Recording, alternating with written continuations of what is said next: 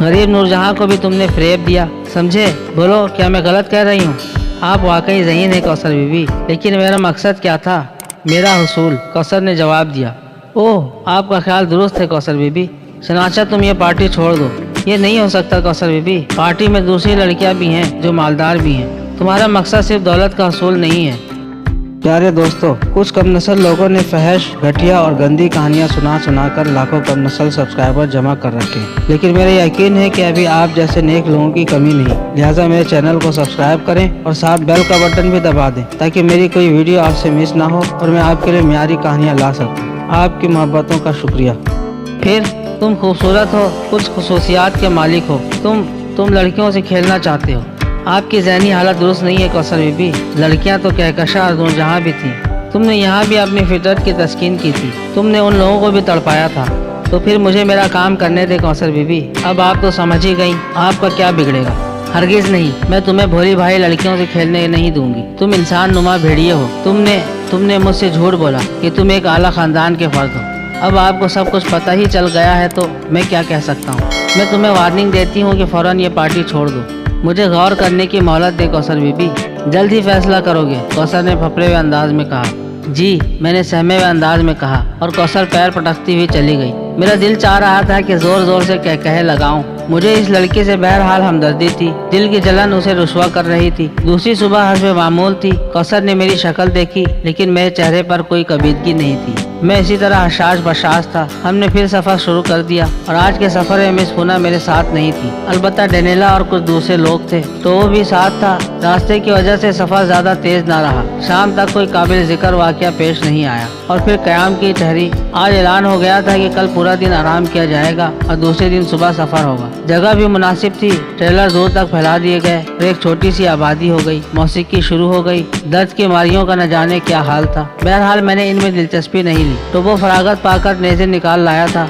वो शाम का वक्त है मास्टर, लेकिन इब्तिदा ही सही।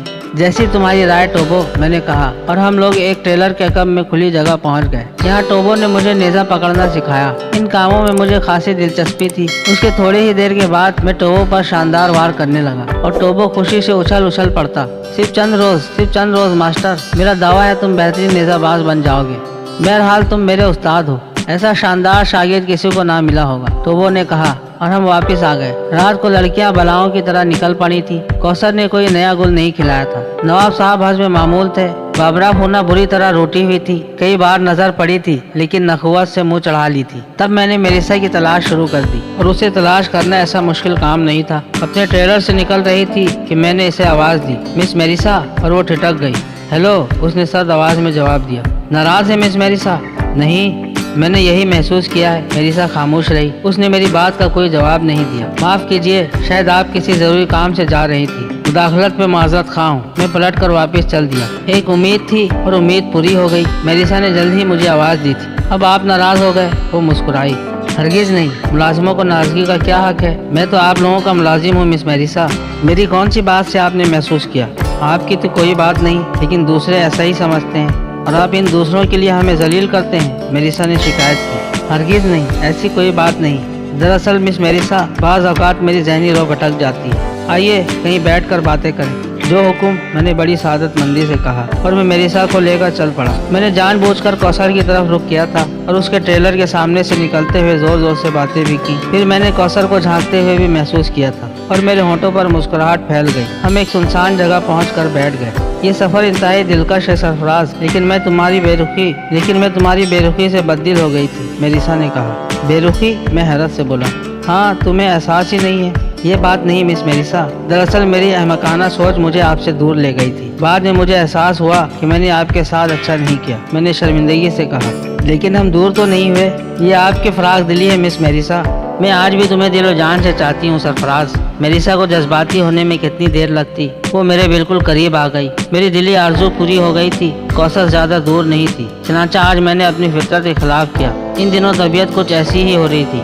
मैंने मेरिसा को भींचकर इसका तवील बोसा लिया और मेरिसा बेखुद हो गई। वो मुझसे लिपट गई और मुझे बुरा न लगा। मैं तो टूटा हुआ इंसान था, लूट का माल, प्लास्टिक का खिलौना, सबके लिए। तकरीबन आधे घंटे तक मेरिसा मेरे पास बैठी रही। फिर जब हम उठे तो मेरिसा बहुत खुश थी। उसने मेरा अलविदाई बोसा लेते हुए कहा, یہ درست ہے سرفراز، انسان کی لگن سچی ہونی چاہیے، اس کی مراد اسے مل جاتی ہے۔ میرے دل میں تمہاری چاہت تھی، سو دیکھ لو میں نے تمہیں حاصل کر لیا۔ میں نے کوئی جواب نہیں دیا اور ہم مسکراتے ہوئے واپس آ گئے۔ رات کو میں جب سونے کے لیے لیٹا تو میرے ذہن میں ایک اور خیال نے جنم لیا، کوثر کہیں سچ مچ نواب صاحب سے میرے بارے میں شکایت نہ کر دے، اور اگر اس نے کسی دن مجھے کسی کے ساتھ دکھا بھی دیا تو برا ہوگا۔ نواب صاحب کا مان ٹوٹ گیا تو پھر واقعی یہ پارٹی چھوڑ دینی پڑے گی، پھر رہ کیا جائے گا، پھر کیا کیا جائے۔ اور پھر میں نے سوچا کہ کوثر اس اسٹیج پر پہنچ گئی ہے کہ اب اس کے ذہن کا بدلنا سخت مشکل ہے، چنانچہ اب کوئی خطرہ نہیں ہے۔ اگر یہ لڑکیوں کا چکر ختم بھی کر دیا جائے تو کوئی حرج نہیں ہے، اور میں نے سوچ لیا کہ اب اس سلسلہ میں زیادہ آگے بڑھنا مناسب نہیں ہے۔ ہاں، صرف کوثر کو دکھانے کی حد تک ٹھیک ہے، اور یہ طے کرنے کے بعد میں سو گیا۔ دوسری صبح پھر زور و شور سے شکار کی تیاریاں ہو رہی تھیں۔ آج چونکہ پورے دن کا قیام تھا اس لیے کچھ زیادہ ہی زور و شور تھا۔ میں ان لوگوں کے درمیان پہنچا تو ایک شور مچ گیا۔ کرنل ڈکسن مجھے اپنے پارٹی میں شامل کرنا چاہتے تھے، نواب صاحب اپنی پارٹی میں۔ نوجوانوں کی ایک پارٹی الگ تھی، چنانچہ جوگنس نے کہا کہ چونکہ میں نوجوانوں میں ہوں اس لیے نوجوانوں کی پارٹی میں شامل رہوں گا۔ آخر میں فیصلہ میرے اوپر چھوڑا گیا۔ میں تو خادم ہوں، جو حکم دیں گے کروں گا، لیکن اگر آج مجھے معاف کر دیا جائے تو بہتر ہے۔ ارے کیوں، خیریت؟ بہت سی آوازیں ابھریں۔ میری طبیعت کچھ ٹھیک نہیں ہے۔ ارے کیا بات ہے سرفراز؟ نواب صاحب جلدی سے آگے بڑھائے۔ رات کو نیند نہیں آئی، سر درد کر رہا ہے، بدن بھاری ہو رہا ہے۔ اوہ، تب تم آرام کرو، کرنل ڈکسن بولے۔ میں دوا دیتا ہوں، ڈاکٹر نے کہا۔ میں نے خاموشی مناسب سمجھی۔ بہرحال یوں میں جانے سے بچ گیا۔ میرے علاوہ صرف 2 سیاہ فام کیمپ میں رہے، چنانچہ میں نے ٹوبوں کو روک لیا اور پارٹیاں روانہ ہو گئیں۔ کیا بات ہے ماسٹر، کیسی طبیعت ہے؟ بالکل ٹھیک ٹوبو، میں نے مسکراتے ہوئے جواب دیا۔ پھر شکار پر کیوں نہیں گئے؟ آج ان لوگوں کو شکار کرنے دو، ہم آج دن بھر مشق کریں گے۔ اوہ ونڈرفل چیف، یہ بات ہے تو ٹھیک ہے، تو یوں کہو کہ تم نے ان لوگوں کو صرف ٹال دیا ہے۔ خوب، بہت خوب، آج ہم مشق کریں گے۔ بقیہ کہانی اگلے حصے میں ملاحظہ فرمائیں۔ اس ویڈیو کو لائک کریں، چینل کو سبسکرائب کریں اور ساتھ ساتھ گھنٹی کا بٹن بھی دبا دیں۔ آپ کے تعاون کا شکریہ۔